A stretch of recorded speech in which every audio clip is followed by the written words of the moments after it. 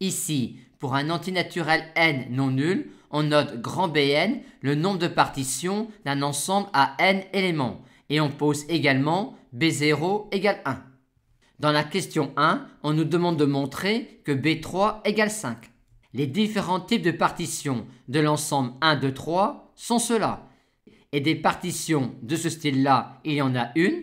De celle-là, il y en a une. Par contre, de celle-là, il y en a 3. Par conséquent, au total, on a bien 5 partitions d'un ensemble à 3 éléments.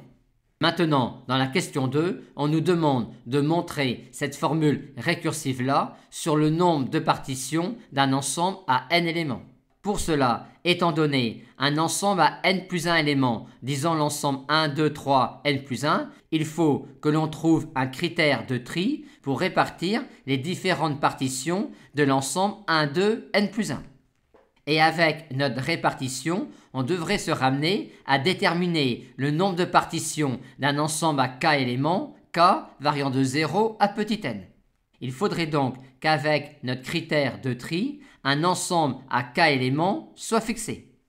Et pour cela, on va mettre dans une même classe deux partitions de l'ensemble 1, 2, n plus 1 si l'ensemble de la partition auquel appartient 1 est le même.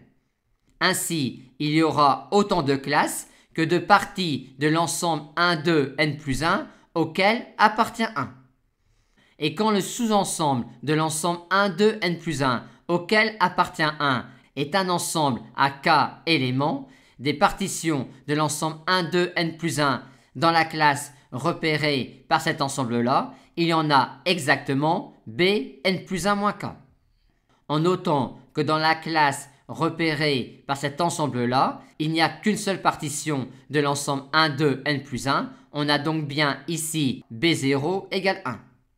Aussi, dans une classe repérée par un ensemble à k éléments auquel appartient 1, il y a dans cette classe-là Bn plus 1 moins k partitions de l'ensemble 1, 2, n plus 1.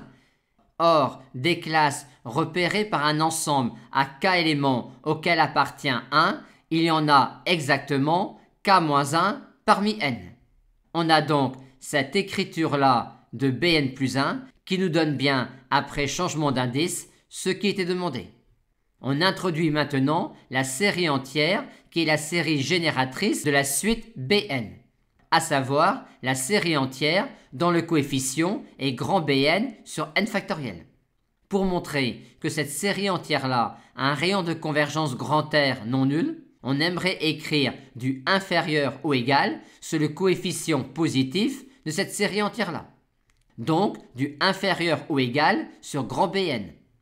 Or, on peut établir un lien entre l'ensemble des permutations d'un ensemble à n éléments et l'ensemble des partitions d'un ensemble à n éléments via l'écriture d'une permutation de l'ensemble 1n sous la forme d'un produit de cycle disjoint. Ainsi, à la permutation de l'ensemble 1, 2, 3, cycle 1, 2 multiplié par cycle 3, on pourrait lui associer cette partition-là de l'ensemble 1, 2, 3. Mais en associant ainsi une permutation de Sn à une partition d'un ensemble à n éléments, on ne crée pas une correspondance bijective. Par contre, cette correspondance-là est surjective.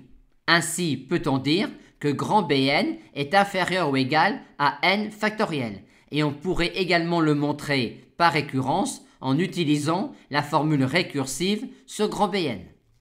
Aussi, a-t-on le coefficient de cette série entière-là qui est positif et inférieur ou égal à 1. Par conséquent, cette suite-là est bornée pour x égale 1. On en déduit donc que le rayon grand R est supérieur ou égal à 1.